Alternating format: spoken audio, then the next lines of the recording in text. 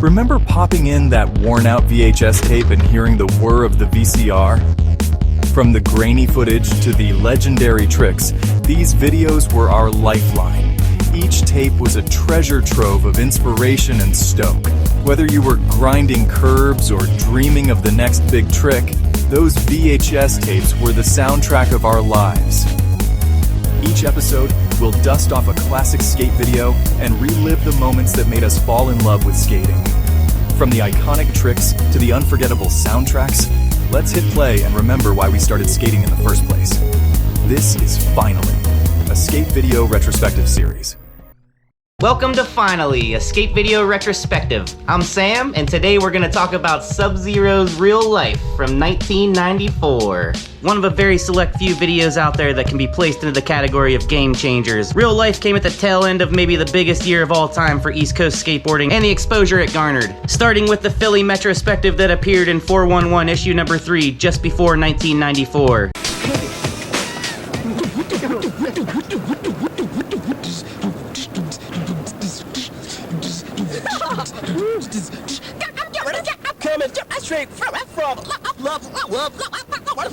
On to the legendary Eastern Exposure 2.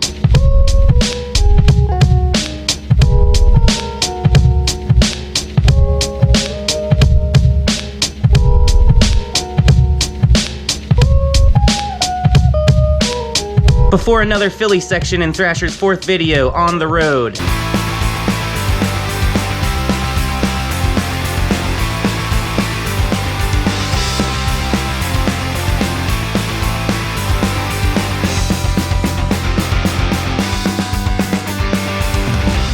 And finally, the cherry on top for East Coast skateboarding shine at the end of that year, the Sub-Zero video. The lack of schoolyards and general crustiness of the East put an emphasis on the streets and the skating that went on in between spots, while also giving everyone skating a kind of power that not a lot of people really needed to have on the West Coast. And nothing showcased this East Coast way of skateboarding better than Real Life. But before I talk about the video, let's talk about the impressive beginnings of the Sub-Zero skate shop that once brightened up Philadelphia.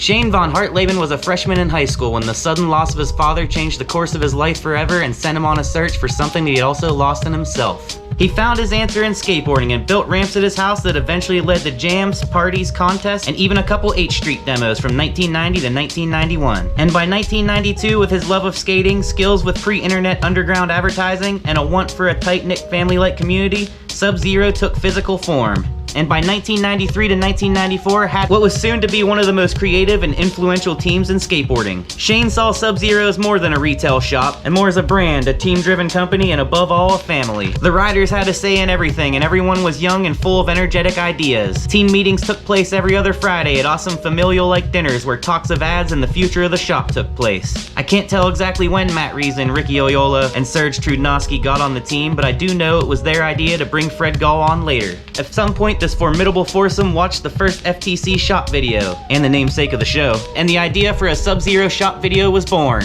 But to make a video, you need a filmer/editor. Dan Wolf grew up in Westchester, PA, and a chance loan from his grandfather for a camera had him drop out of college and filming a video for the local skate shop he worked at called Fairman's. The Fairman's team consisted of Bam, Mike Maldonado, and Jimmy Chung at the time. Trips to Philly were inevitable, and eventually Dan moved there and got hooked up with Sub-Zero through Ricky and Matt. There were two main crews in Philly at the time, the Daggers, consisting of the Sub-Zero dudes, and the Dirty Ghetto Kids, with legends like Stevie Williams and the Fairman's guys. In the Philly section in EE2, the DGK skate the Wu-Tang while the Daggers skated the Jazz. For context, Dan was more partial to filming the Daggers because they would skate the entire city and not just the big 3 spots all around Love. And after roasting him for a while for filming around Love Park while riding a 60/40 Gons longboard, they had found their filmer. The Daggers would meet every day before skating about 15 or so blocks from Love Park, the perfect distance to get warmed up to shred. By the time they reached the mythical Love sign, everyone was ready to film right off the bat. Everyone was hungry and a ton of footage was gathered. But this was going to be something more than an FTC video. Most of the Philly guys didn't have multiple sponsors back then and didn't have the same outlets for footage people on the West Coast were afforded at the time. So they all could go into this fateful shop video. The video was edited tape to tape at Matt, Freddie, and Jerry Fisher's apartment in the Spring Garden neighborhood of Philly. Ricky and Serge would meet them there, and in a rare case in skate video lore, they all got ripped and dictated the video, the team barking directions at Dan Wolf. They are even completely responsible for the black and white all-switch stance chance opening of the video. A few days of this later and the Sub-Zero video was complete and about to be dropped on a skateboard world that knew not the changes skateboarding and skateboards themselves were about to go through.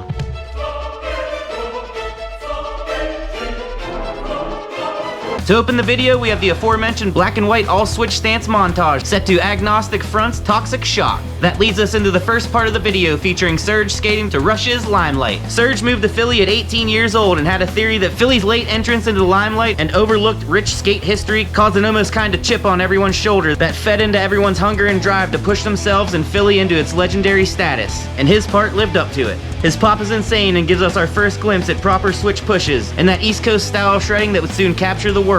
Hailing from Pittsburgh, Matt came to Philly in 1990 to go to art school after visiting a friend and skating the city. This is his first full part after smaller parts in the first Acme video and Acme Unedited. Matt was most inspired by the other Sub-Zero guys and his friends, and that shines through in his footage.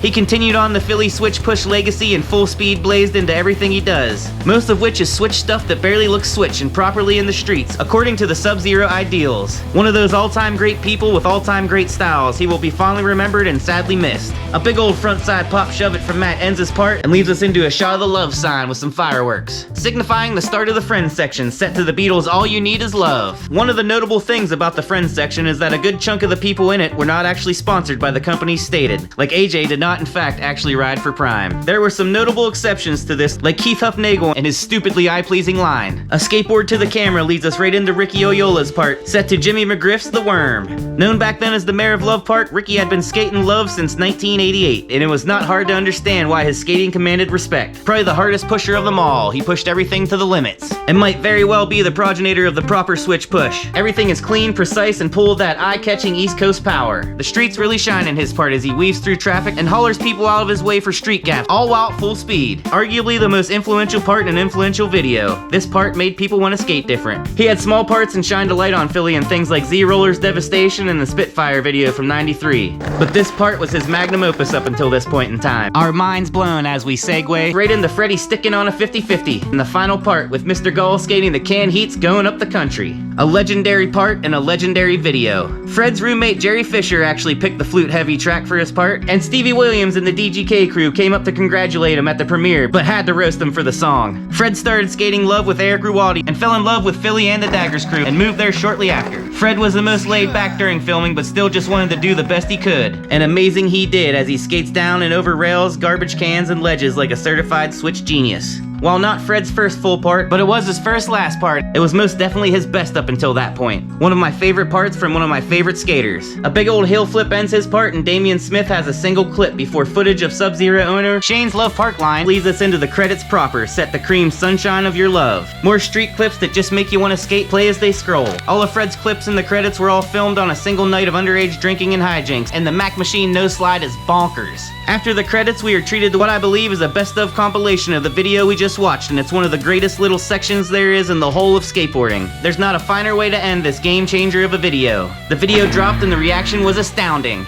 Advertised by word of mouth and little magazine ads, it blew up. Even more impressively, in a pre-internet era, that same word of mouth found itself being whispered across the seas in foreign lands it blew up so much. Fred was in Münster, Germany when a passerby told him the tape had come out. A shot video from Philadelphia with this kind of reach was beyond imagination to everyone at the time, and these levels of recognition for a shot video wouldn't be seen again until Coliseum's PJ Ladd's Wonderful Horrible Life in 2002. The overall speed, clean pop tricks, dedication to style, and an actual peek into the apex of one of Philly and the East Coast's most important skateboard scenes had to change skateboarding forever. Skaters all over the world resonated with the fast nomadic ideals that permeates the Sub-Zero video, and these skate beliefs can largely be attributed to Roger Brown, the godfather of love skateboarding. Growing up with the low funds and no other modes of transportation in the city naturally led to him weaving in and out of traffic, hitting spots as he went, and this became his way of life. A lifestyle that the Sub-Zero guys later adopted and spread to the far corners of the world. I have a theory the increase in speed meant a fundamental change in skateboards at the time, and a permanent increase in wheel size from the Cherry Bombers of the previous couple years back to a larger modern wheel, built for speed and thankfully much better for the shitty roads on the East Coast. Sub-Zero would be celebrated for years to come, and three of the main guys, sans Freddy, teamed up a few years later with the short-lived conspiracy theory-laden company Illuminati, then renamed Silver Star, capturing a glimmer of that very much missed era of Philly. Not only did Fred get the cover of a Thrasher video in 1994, he also got the cover of Thrasher magazine immediately after the video dropped. You may ask how a small shot video from 1994 out out of Pennsylvania could connect with so many people across the world at a time before the web? And the answer is simple. The smaller guys will always capture something the big corporations cannot. A feeling closer to the average skateboarder and what they do on the daily with the homies. And a reminder of themselves. This feeling is the power of the smaller video, the shop video, the homie video. The Sub-Zero video is nothing but this feeling. A feeling truer to skateboarding than almost anything committed to tape before or after.